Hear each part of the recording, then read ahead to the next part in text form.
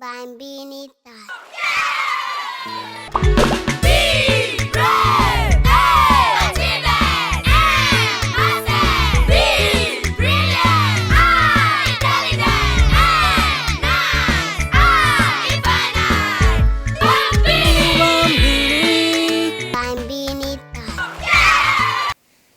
Lovely people, welcome to the Bambini Show, and this is discussion segment. Now, we are discussing on the topic effects of telenovelas on children. So, you can put your comments below. I have two beautiful guests here, which is Sarah, Otui Champon. Abina.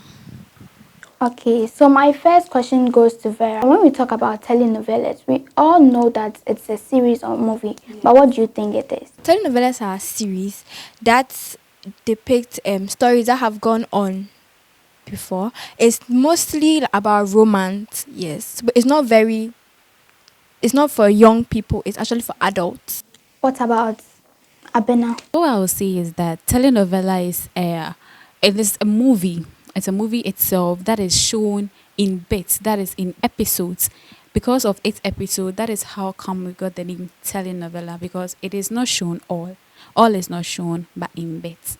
So it's not mostly romantic. It's not all telenovelas that has romantic.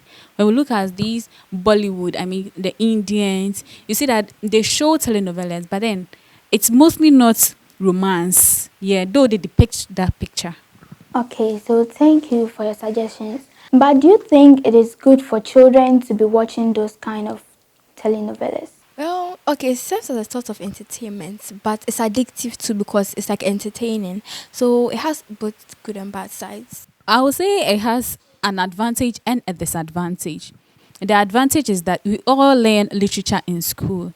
So sometimes we will be wanting some poems, some punchlines in order to make something out of it.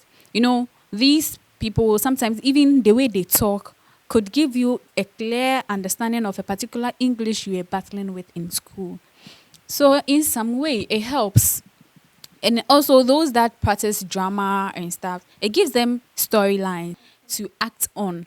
But the disadvantage is, just like my sister said, it becomes addictive, and then there are some portions kids are not supposed to watch. So I'll urge my parents out there to put on parental guidance. Do you think it affects their classworks and homeworks?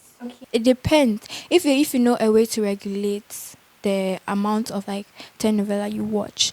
If you are someone that your parents are busy and they don't have time to really sit you down and watch what you are doing, I advise you to like create a schedule or something like that to regulate the time you put into your telenovelas and into your studies. Some students stay till midnight. Yes. When they go to class, then they sleep. What do you think? Yes, it really affects them in a way that time for studies will be used to watch telenovelas. But also, when you're able to schedule your time well, you draw your timetable, you know, from 9 to 10, I do English and maths. So my break time is the moment I'll use to watch telenovela. That is your own cup of tea. Besides, they do omnibus and stuff. That's the repetition of it.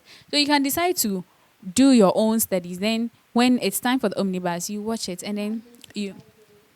Exactly. The omnibus sometimes a normal schedule of a student is like from let's say 6 o'clock to 3 o'clock. You're back from school 3:30, 4:30, and the omnibus is sometimes around 2. Depends. So it's not all of them.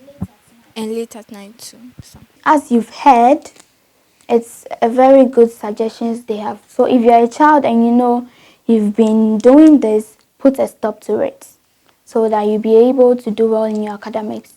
So now your last word. So my advice to the students out there to please focus on your book because your education should be on number one priority. Because if you fail in your exams and stuff, the telenovelas will not send you anywhere. It's always there. You can go and watch. So yeah, that's my advice. What I'll also say is that you are free to play, you are free to watch, but then know when and where to watch it. My lovely people, as we've all heard, if you're a child and you know you still do this, put a stop to it.